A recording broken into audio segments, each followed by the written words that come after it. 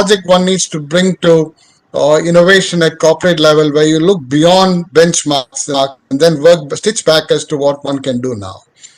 And again, looking beyond industry. And most innovations in recent times, and again, you could look at it as a class exercise or cross-functional. Things which happened in the banking industry, you can now see happening in the energy sector.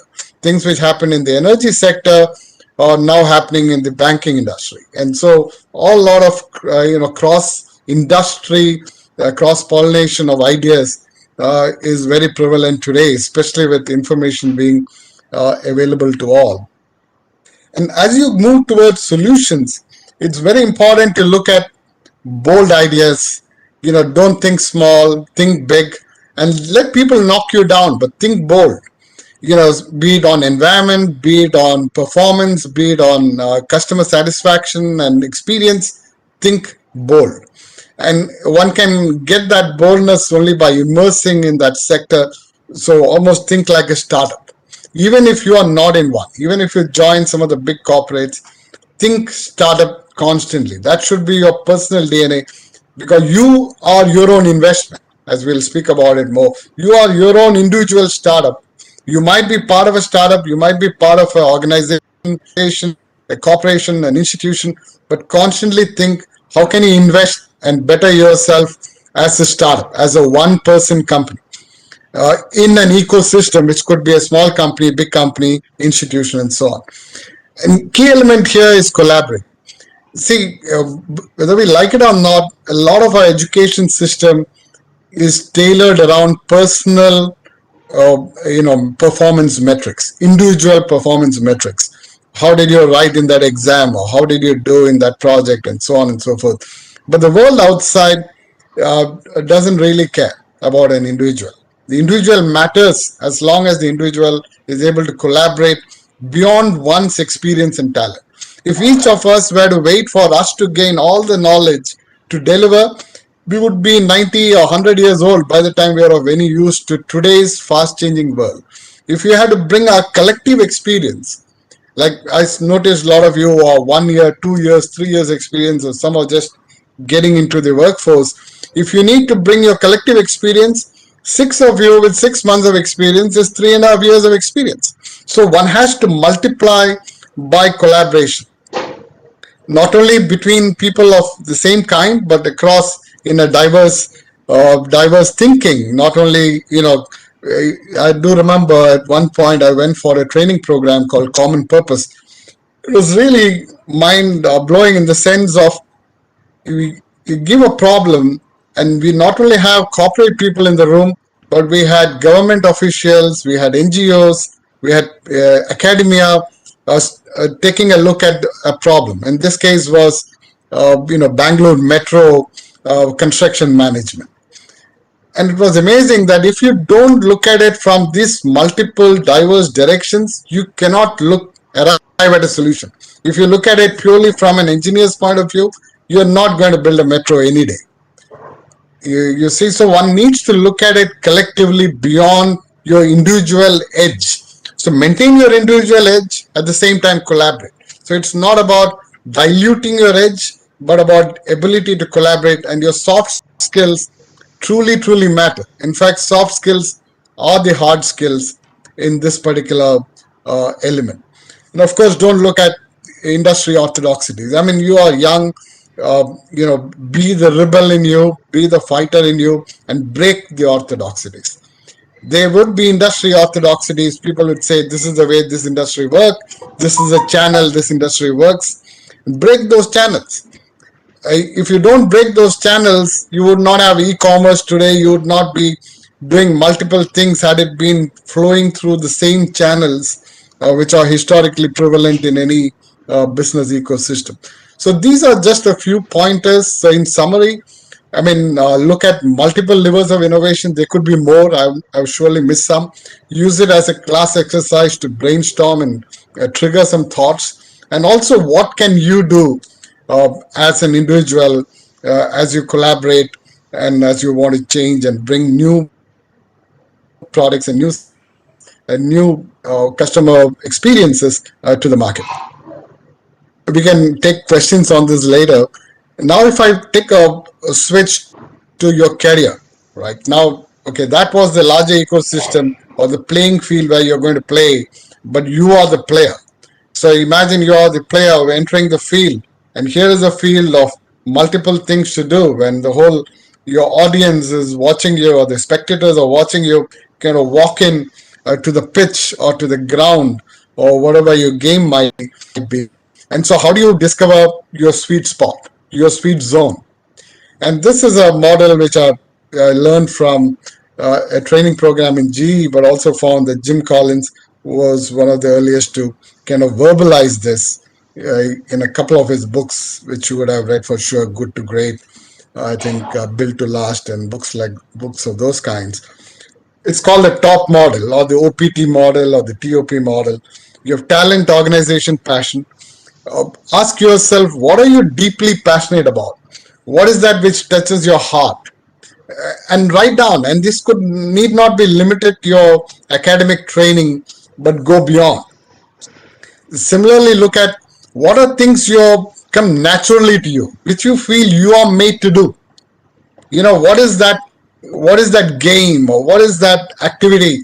And sometimes when I talk to high school students, I talk about, make a curve or XY curve on what are those topics which minimal effort you are able to get maximum results compared to your peer group. What are those areas where you're ahead of the curve? Or what are those areas when you combine passion and things which are made to do? I'm a fan of a lot of books. There's a book called Outlier Outlier talks about Malcolm Gladwell's Outlier. And Outlier talks about, what is that you could do for 15,000 hours ahead of your peer group. It could be selling, it could be coding, it could be singing. And he brings about a lot of examples of people who are common people like you and I, but just by identifying their passion and their talent early, are able to nurture it and do 15,000 hours of it. He put a number of 15,000 just to give a perspective. 15,000 is not easy, by the way. 1 year has 2,000 hours of applied work, so you can imagine 15,000 is not easy. But then you start early, catch them young, start early, and that's the way to do. At the same time, what makes economic sense? And this is a moving target. What made economic sense a few years back doesn't make economic sense now. So one needs to constantly experiment oneself with the ecosystem you're in as to what makes economic sense, which you might call an organization, you could call it an opportunity, and so on and so forth. And then there are elements like being in the flow, which is an interesting, even a talented person will not do their best if they are not challenged to the best. And say, for example, faculty in your institution will surely push you beyond. Many times forcibly will not recognize or force to recognize your talent, not recognize your talent, so that you really go deeper and not take it easy. Thereby you are not on a relaxing zone, but work yourself into your control and the flow. So discovering the flow is a very, very important element. And go back to your past. It's not all about the future. Ask your mom, ask your dad, ask your friends. Hey, when did you see me at my best? And maybe it was in some high school musical function which you helped organize, a coffee stall, and you were at your best. So what elements? Go back, revisit that moment. Maybe you did something right in sourcing and business and teamwork and so on and so forth. Discover that element from your past. You don't need to read books by Bill Gates and Steve Jobs. You can go to your own past. You are the Bill Gates and Steve Jobs in your own past. And seek active feedback from people all around you, including people you might call help at home. I notice they are very, very good feedback providers. Ask them, when did they see you at your best or worst? And you can easily figure out as an individual, what should you start, stop, continue? What should you start? What should you stop? What should you continue? And keep nudging towards that sweet zone in your individual chart. And this is one for yourself, and be very honest to yourself. And now when you jump into an organization, bring an attention to the right-hand side here, where you look at, as you enter a company or a new activity, or even your MBA program as you started, you're extremely high on motivation, medium on your skill. And this is something I learned from a training program in GE called Four Stages, done by Dalton and Thompson, doctors Dalton and Dr. Thompson. So you start with an anxious learner at the bottom right, and it's a self-explaining chart. Over a period, you naturally go better in your skill, you're better at your work, and you're motivated too. But what happens at that time is, as you continue to, you think, oh, you're on your best. My boss is happy, everyone is happy around me, my customers are happy. And as you keep doing the same thing, your motivation tends to drift to the left hand side. So if B is best, you can, have an exercise on what C could be. C could be a crawl, a creep, or whatever. You can think about 10 negative words which reduces your motivation to go to work, where your motivation to work kind of dwindles. And when that happens, you have to catch yourself to say, hey, I'm still doing good, I'm still relevant, but my motivation is lacking. So how do I keep myself motivated? This is a good time to discover what is your mini step. I'm not saying jump from job A to job B or a role A to role B, but experiment. Where can I invest? Because you are your biggest investment. Where can I invest within the company or even outside? What else can I do where my motivation could be high and I'm back in my learner hat? I'm back in my learner hat as I continue to do. So it is not a sequential learn everything and then do forever. It is a learn, do kind of a cycle. And between this block and the top block, one should be able to manage one's performance or career management through learning, doing, coaching others, teamwork we spoke about, collaborate seamlessly, and shaping, because one might, as a young person, one might have a vision of what the company or the organization or your startup should do, and think about it very early. And it might be much better early because you are still young and naive, and thereby you might come with solutions which are not organically feasible by extending today's solutions, and thereby create your own leadership runway. You're not waiting for, oh, this organization will give me a promotion, this may not. You're not dependent on organizational structure, but you are in control of your own career. And company, with the right company and the right leadership and the right management would provide you that runway. If not, somebody else is going to provide you that runway, but you have to drive your vehicle.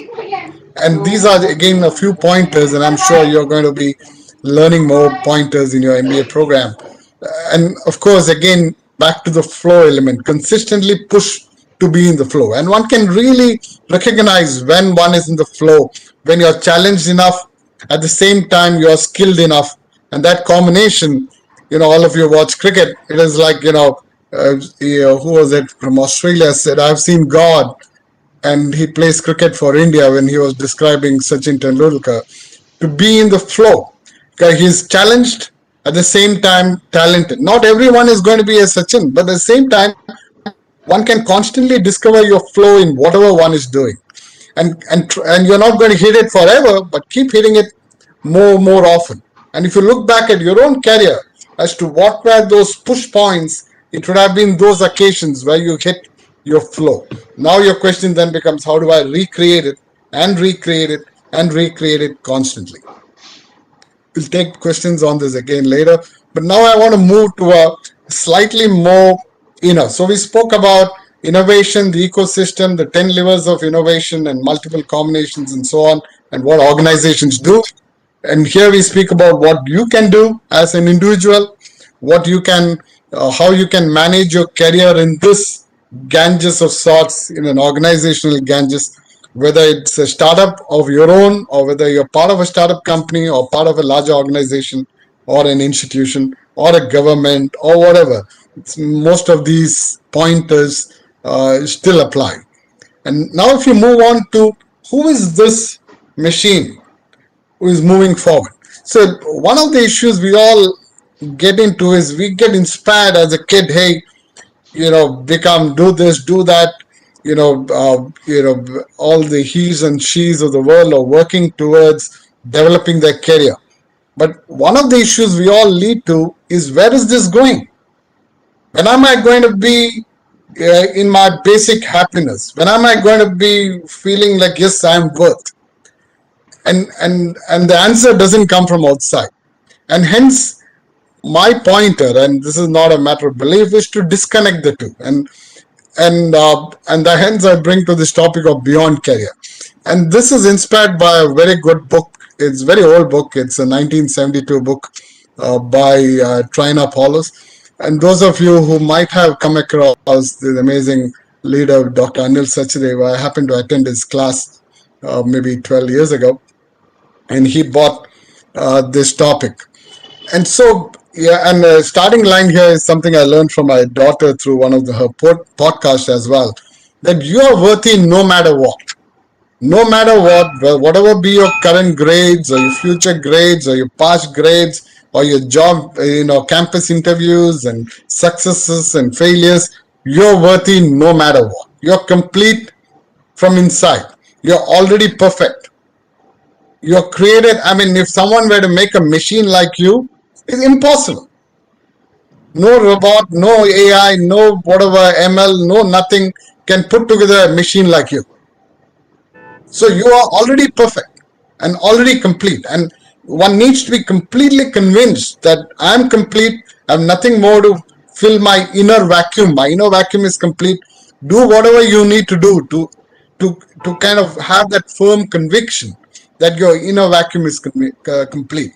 You don't need assurances from your LinkedIn as to where you are in your LinkedIn, or assurances from your Facebook, or whatever be the social media exposures one is in. You are already complete. At the same time, with that conviction, now play hard. So I'm not saying this to say, okay, now I need to do nothing. No, now play hard. With that sense of conviction that I have nothing more to fill to my inside from my accomplishments on the outside, now play as hard as one can. Play hard to literally burn out. Play hard. But without trying to fill some vacuum, but play hard in the metrics of the world, play hard outside. And with that firm conviction, and this is not something which even I struggle through this even today. And so it's wrong for me to preach it, because I myself am still a practitioner. So I need to constantly reconvince myself, hey, I'm done. I still continue to play hard and keep doing this. And it's a continual exercise, almost day in, day out, if not hour in, hour out. And one of the pointers there is to go beyond your head. The head, your knowledge, all that baggage which we carry and accrue sometimes comes on the way. Your own strength becomes your weakness. Your strengths and your talent which brought you to where you are becomes a baggage on its step forward. So how do you kind of balance it and recycle what is in your head constantly, and thereby not make it a baggage but make it an ammunition for the future as you play hard. So going beyond your head, you might call it hard, you might call it beyond, but go beyond your head is very critical. And here this graphic what you have is a beautiful butterfly story. I would surely encourage all of you to go Google out this Hope for the Flowers. You will find a PDF file to read. It's a very nice read, but the key element here is to all of us, we are like caterpillars, born as a worm, eating whatever is available around us, or things are provided to us like leaves for a caterpillar.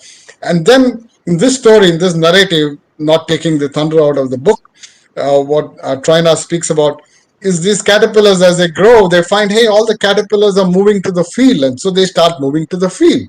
And the field, they find pillars, like a pillar, like equivalent of a corporate pillar as an example. And all these caterpillars are crawling up the caterpillar pillar, kicking each other, pushing each other, trying to get, oh, me too, one up, and trying to grow up the corporate ladder, or whatever ladder one is in, whatever rat race, literally a worm race one is in. And one would realize this doesn't take us, you're still in the head. So at some point, we need to kind of think hard, incubate, introspect, cocoon, literally. People need to feel, hey, what has happened? This person has lost its trajectory, his or her trajectory. And that means you're making progress, by the way. When people make comments like that, you're making progress. You're cocooning. Maybe it's an institution. Maybe it is I mean, but most of you are fresh out of college and now directly into MBA, so you have not had the work experience. But you will have opportunities to incubate, to introspect. And that's when you break out, when you touch your beyond your head, you break out into a butterfly. And that allows you to, I mean, think about a butterfly's quality. But for a butterfly, butterflies cross pollinate between flowers, plants grow. Technically, butterflies and flies like these don't exist. Greenery can vanish, the world will vanish. So imagine something as light and beautiful as a butterfly literally protects the world and grows the world because it is from a state of love, state of heart, state of passion, flying around almost as if it's playing in its game, but it's doing its work. So if one can play at work and be a butterfly, so this statement I saw on Google, to the comments of someone who wrote this book. I mean, someone who bought this book. That you must want to fly so much that you're willing to give up being a caterpillar. So it is that inner desire, or what do you call, thirst which you cannot quench. One needs to have that kind of a drive from inside and let it flower, let it be. And again, no matter what, you're already perfect and complete. So you're not under this pressure of, where am I going to reach? But you're going to reach beyond where you can ever imagine in your contribution. And this is again a framework for that. So it's really a beginning and nowhere close to an end. So it's a beginning. So that's it from my side. I hope timing wise it was okay. Open it for questions, comments, and Dr. Tansen and others. Yes, I request all the students to please come up with questions. Can I comment, please, Mr. Hari? Yeah, go ahead, sir. Yeah. No, I just want to share with the students and you that I have a granddaughter studying in Israel, and it's the same course, but she was forced to go into the business right in the first year. And they said, you come here to learn, start practicing. And that made a dramatic change in her attitude and ability. I request all the students that don't wait for your graduation. Start, whether it's engineering or MBA, or start practicing now. Learn from outside the course.